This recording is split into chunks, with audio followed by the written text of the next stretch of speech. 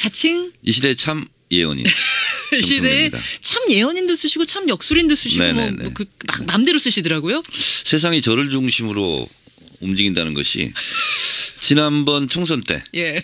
민주당의 가장 큰 파장이 예. 정청래 컷오프 정청래 컷오프 가장 큰 파장이었죠. 예. 였습니다. 예. 2016년 3월 10일이었죠. 2017년 예. 3월 10일 박근혜 대통령의 컷오프가 예상되어 있죠. 지금 사실은 3월 11일설이 제일 유력해요. 네, 그렇습니다. 탄핵 선고. 그렇습니다. 그 묘하게 맞아 떨어지네요. 3월 저는 11일. 컷오프 이후에 국민 속으로, 예. 박근혜 대통령은 컷오프 이후에 감옥 속으로. 네. 저 박사 뭐 테러 당하면 어떻게 하시려고 이렇게 막 말씀? 아니 지금 특검에서 예. 박근혜 대통령을 입건해서 검찰에 그냥 수사자를 넘긴다는 거 아닙니까? 아하. 그러면 만인은 법 앞에 평등하지 않습니까? 예. 그럼 곧바로 검찰 수사가 들어가고 혐의가 있으면 곧바로 뭐 구속영장 청구하고 예. 그리고 똑같이 이재용 삼성 부회장 같은 경우 400억 뇌물 제공 혐의로 지금 예. 구속돼 있지 않습니까? 구속이죠. 그리고 그것을 받았다는 최순실, 뭐 정유라 등도 다 구속 예정이거나 구속됐거나. 그렇죠. 그러면 똑같은 공범관계에 있는 것으로 추정되고 있지 않습니까? 홍범이라고 이제 피의자 적시를 했잖아요. 그렇습니다. 검찰이. 그러면 당연히 같은 혐의이기 때문에 같은 조치를 받겠죠. 알겠습니다. 3월 10일 얘기하다 우리 이렇게 됐는데 네. 사실 지난 이 시간 얘기부터 좀 해보자면요. 15% 마법에 대해서 언급을 하셨어요. 네. 뭐냐면 지지율 15%의 반기문 전 총장은 낙마했지만 네. 대선을 포기했지만 네. 지지율 15%가 나오는 순간 황교안 총리는 출마할 거다. 네. 그러셨잖아요. 네. 사실 뭐 어떻게 되나 저는 한 달 동안 계속 추이를 봤는데 황교안 총리 뭐 여론조사마다 조금씩 차이는 있습니다만 대체로 15% 언저리에서 왔다 갔다 하고 있어요. 지금 15% 위아래 지금 기록하고 위아래 있죠. 왔다 갔다 하죠. 어제는 황대만이라고 들어보셨어요? 네. 황교안 통일 대통령 만들기라는 네. 팬클럽도 만들어졌습니다. 네, 네. 출마 합니까 안 합니까 이렇게 되면? 지금 황교안 권한대행 같은 경우는 하루에도 12번 기와집을 지었다 부셨다 할 겁니다.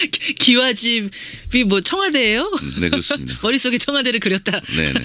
지었다 부셨다. 네. 그 결국은 어떻게 짓는 쪽입니까 부수는 쪽입니까? 지금은 아마 본인이 확정적으로 나가야 되겠다 이렇게 판단을 못하고 있는 여전히. 상황인 것 같습니다. 그냥 만약에 예.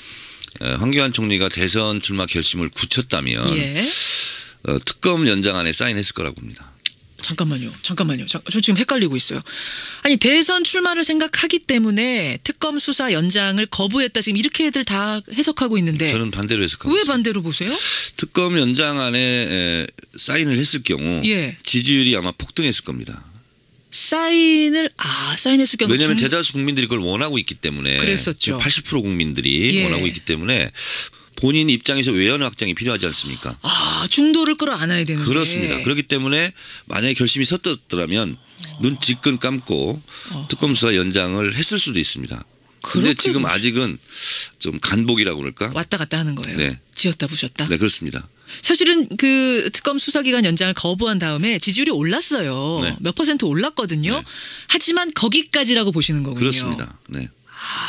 더 가려고 했다면 오히려 사인을 했었어야 된다. 그렇습니다. 참 고난이 도네요. 우리 이 시대에 참 예언인조차 예언하기 어려운 게 황교안 왜냐하면 총리.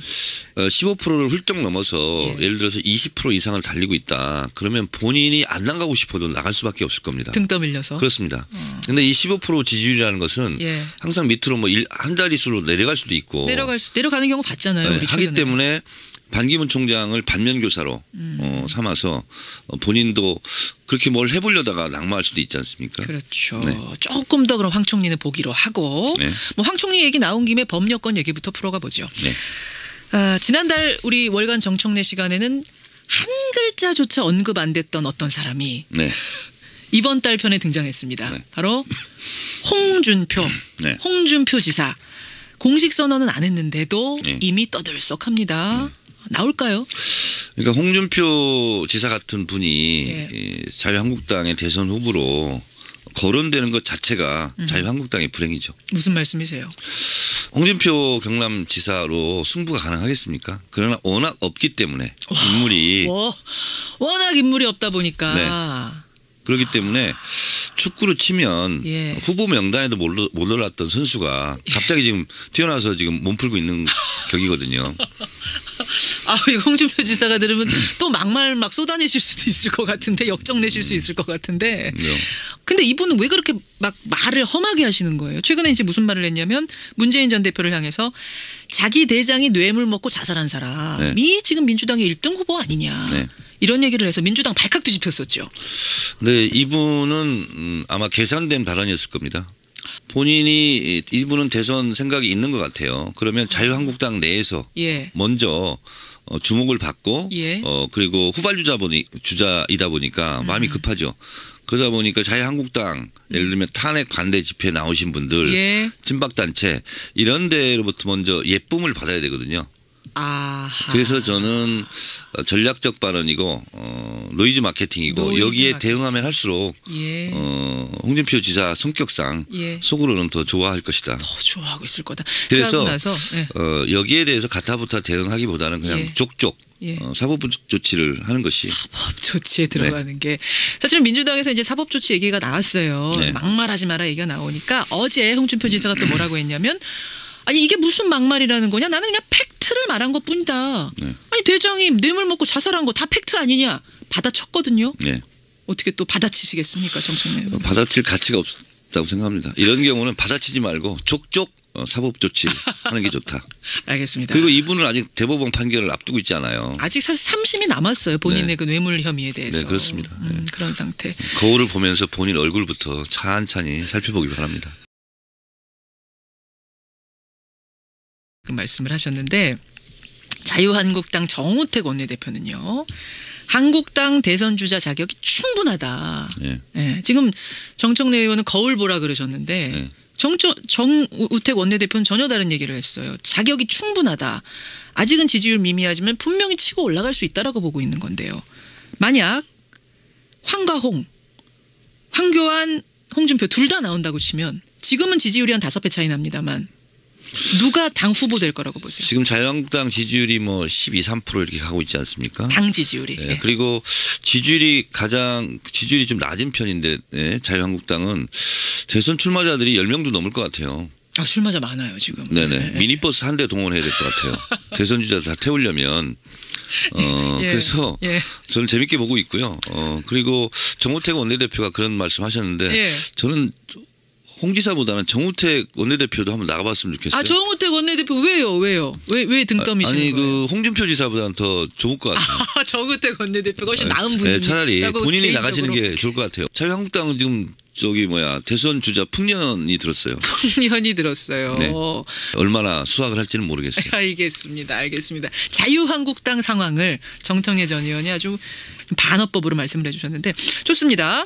한 달간을 예측하는 시간 월간 정청래 야권으로 가보죠. 오늘 저녁에 민주당 대선 후보 경선 토론회 그 첫 회가 저희 CBS를 통해서 중계가 되는데 6시 30분입니다. 여러분. 솔직하게 그냥 허심탄회하게 얘기해보죠. 만약 탄핵이 다음 주에 인용이 된다고 하면 네. 대통령이 정말 탄핵이 된다 하면 대선은 5월입니다. 5월 9일일 가능성이 많죠. 5월 9일. 3월 10일 날 그렇게 될 가능성이 크죠. 인용이 되면 1위 자리가 네. 바뀔 수 있을까요? 2달 동안 불과? 어디에서 1위죠? 뭐 지금으로서는 당 1위가 전체 1위이기도 하니까. 네네. 예. 바뀔 가능성은 0%라고 볼 수 있죠. 그렇게 단정적으로 말씀하셔도 단정적으로 말할 수 되시겠어요? 있는 것이 예. 두 가지 여론의 흐름을 우리가 주목해야 됩니다. 뭡니까? 아마 여론조사 업계에서도 예. 상당히 신기하고 의아하게 생각하는 것이 예. 3, 4개월 동안 박근혜 대통령 탄핵 여론 음흠. 80% 안팎이 예. 전혀 바뀌지 않고 있습니다. 또 하나는 3, 4개월 동안 예. 문재인 대표의 지지율 1위가 바뀌지 않고 있습니다. 그냥 3, 4개월 됐어요 벌써? 네, 그렇습니다. 그래서 이런 경우는 굉장히 드물었던 경우거든요. 그래서 한 주제를 놓고 국민 여론이 이렇게 3, 4개월 동안 고정불변한 것이 극히 이례적인 일이거든요. 더불어민주당 경선에 딱 들어가면 가장 큰 핫 이슈. 네. 우리 김현정 앵커에게만 알려드리겠습니다. 뭡니까 가장 큰 경선의 핫 이슈? 경선이 들어가자마자 가장 큰 이슈. 문재인 50% 넘을까 안 넘을까 이게 핵심 이슈입니다. 그래요. 네. 반을 넘길까 안 넘길까. 왜냐하면 이제 반 못 넘기면 결선 투표제 다시 한번 1, 2위가 싸워야 되거든요. 2012년도에는 53% 득표로 결선 투표 없이 없었죠. 직행했었죠. 예. 이번에도 비슷한 결과를 가져오지 않을까 저는 개인적으로 그렇게 전망합니다. 실제로 다른 후보들 같은 경우 나는 2등을 먼저 하겠다. 그리고 결선 투표에서 한번 대결해 보겠다. 예, 예. 실제로 이렇게 얘기하고 있지 않습니까? 그런 전략 지금 꾸리고 있죠. 네. 안희정 지사 잘하고 있습니까? 축구를 치면 예. 우리 편인지 상대편인지 잘 모르겠어요. 그건 또 무슨 말씀이세요? 당연히 민주당 편이죠. 민주당원이신데. 아니 공을 차는데 예. 어느 꼴대로 공을 차고 있는지 잘 모르겠어요. 어떤 걸 보면서 그런 생각하셨어요? 아니 지금 특검 연장도 반대하고 있는 자유한국당. 예. 그리고 박근혜 대통령 탄핵을 기각해야 된다는 그걸 탄핵을 반대하고 있는 자유한국당과 예. 손잡을 수 있다는 거 아니에요. 그럼 이 국면에서는 예. 자유한국당과 손을 잡겠다. 좀 누구 편인지 헷갈리잖아요.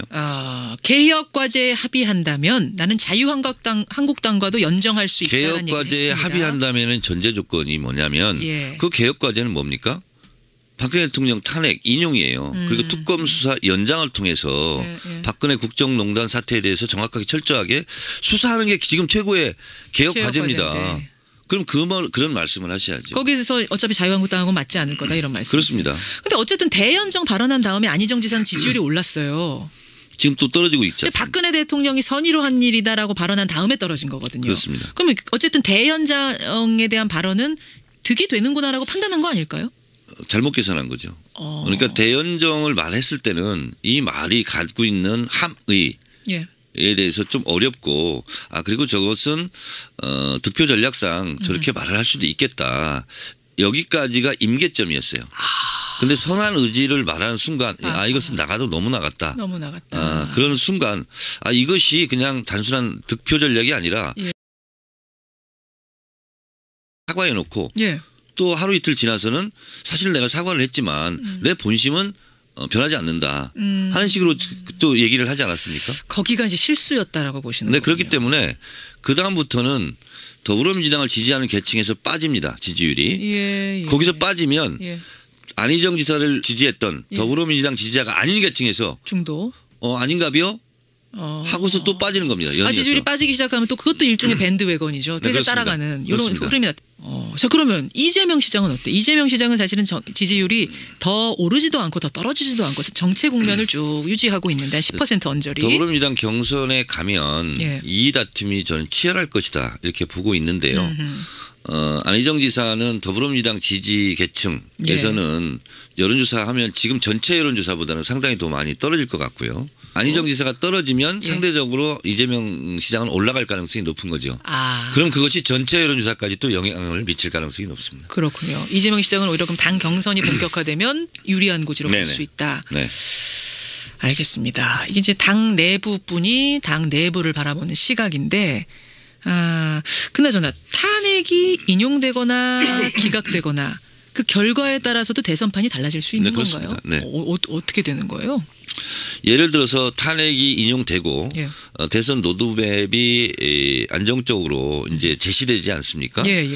그렇다 보면 아무래도 이제 대선이 임박하기 때문에 문재인 대표로 오히려 더 쏠림 현상이 있을 가능성이 높죠. 근데 그 반대로 얘기하시는 분들도 많아요. 탄핵이 인용이 딱 되고 이제 안정적이 되고 나면 오히려 문재인 전 대표는 떨어질 가능성이 크고 여권표가 올라갈 가능성도 크다는 게 유승민 의원 얘기거든요. 그러니까 제가 지금 말씀드린 것은 일단 더불어민주당 내부에서는 쏠림 현상이 더 있을 것이고 대선이 임박하면 임박할수록 문재인 대표의 당선 가능성이 더 선명해지기 때문에 저는 지지율의 뭐 교차 현상이라든가 바뀌거나 그러지는 더 않을 것으로 봅니다. 그렇게 하기에는 지금 차이가 너무 많이 난다. 그 말씀이신 거죠. 그럼 기각이 설마 될지 모르겠습니다. 기각이 된다 해도 저는 그런 것은 상상하기 싫지만 실제로 기각이 된다면 이재명 시장 지지율이 상당히 반등할 가능성이 높습니다.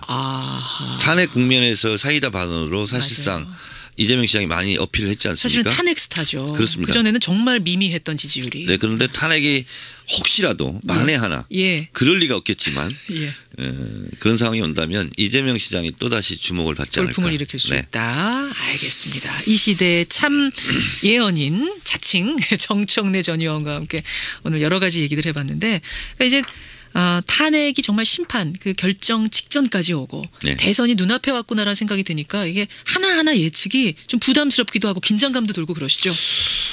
그러니까 12월 9일 탄핵 당일날 탄핵도 제가 거의 다 뭐 퍼센티지도 맞췄던 것처럼 그때 이미 저는 3월 9일 10일 이렇게 인용이 될 것이다. 그때부터 그 얘기를 하셨어요? 네, 그렇습니다. 아니 어떻게 그때 그 3월 9일 10일 얘기를 하셨어요? 12월 9일 날 제가 얘기했습니다. 와 진짜로요? 네.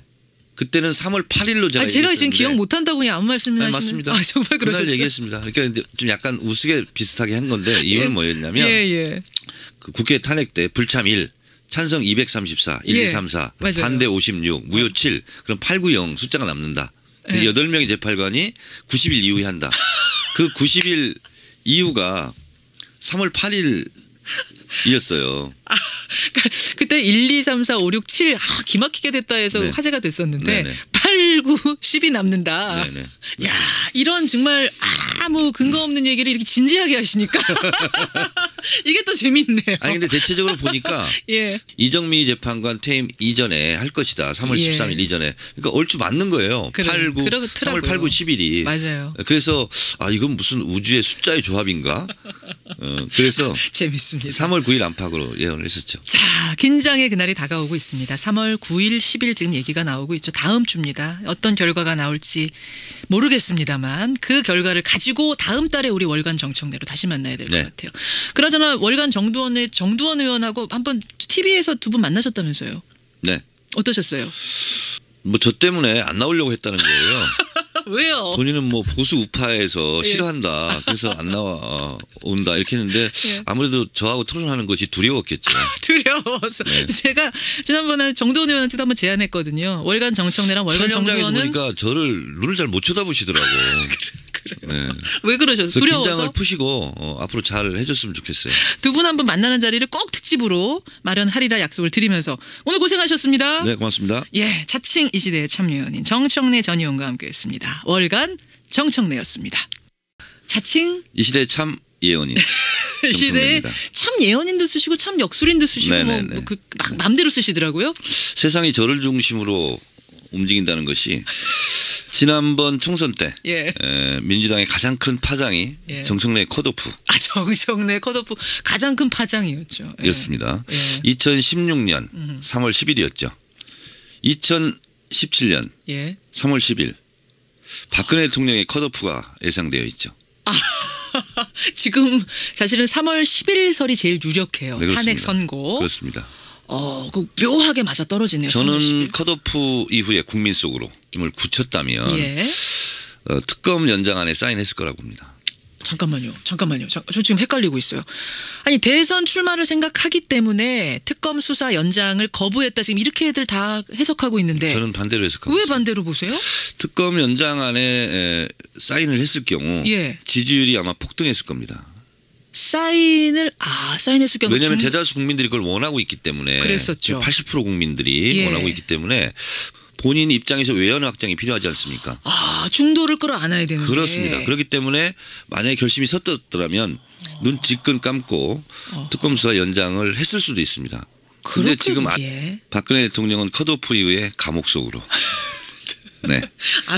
저 박사모 테러 당하면 어떻게 하시려고 이렇게 막 말씀? 아니 지금 특검에서 박근혜 대통령을 입건해서 검찰에 그냥 수사 자료를 넘긴다는 거 아닙니까? 그러면 만인은 법 앞에 평등하지 않습니까? 그럼 곧바로 검찰 수사가 들어가고 혐의가 있으면 곧바로 뭐 구속영장 청구하고 그리고 똑같이 이재용 삼성 부회장 같은 경우 400억 뇌물 제공 혐의로 좀 구속돼 있지 않습니까? 구속이죠. 그리고 그것을 받았다는 최순실, 뭐 정유라 등도 다 구속 예정이거나 구속됐거나. 그렇죠. 그러면 똑같은 공범관계 5% 위아래 지금 기록하고 위아래 있죠. 왔다 갔다 하죠. 어제는 황대만이라고 들어보셨어요? 네. 황교안 통일 대통령 만들기라는 팬클럽도 만들어졌습니다. 출마 합니까 안 합니까 이렇게 되면? 지금 황교안 권한대행 같은 경우는 하루에도 12번 기와집을 지었다 부셨다 할 겁니다. 기와집이 뭐 청와대예요? 네, 그렇습니다. 머릿속에 청와대를 그렸다. 네네. 지었다 부셨다. 네. 그 결국은 어떻게 짓는 쪽입니까 부수는 쪽입니까? 지금은 아마 본인이 확정적으로 나가야 되겠다 이렇게 판단을 못하고 있는 여전히 상황인 것 같습니다. 그냥 만약에 예. 황교안 총리가 대선 출마 결심에 있는 것으로 추정되고 있지 않습니까? 홍범이라고 이제 피의자 적시를 했잖아요. 그렇습니다. 검찰이. 그러면 당연히 같은 혐의이기 때문에 같은 조치를 받겠죠. 알겠습니다. 3월 10일 얘기하다 우리 이렇게 됐는데 네. 사실 지난 이 시간 얘기부터 좀 해보자면요. 15% 마법에 대해서 언급을 하셨어요. 네. 뭐냐면 지지율 15%의 반기문 전 총장은 낙마했지만 네. 대선을 포기했지만 네. 지지율 15%가 나오는 순간 황교안 총리는 출마할 거다. 네. 그러셨잖아요. 네. 사실 뭐 어떻게 되나 저는 한 달 동안 계속 추이를 봤는데 황교안 총리 뭐 여론조사마다 조금씩 차이는 있습니다만 대체로 15% 언저리에서 왔다 갔다 하고 있어요. 지금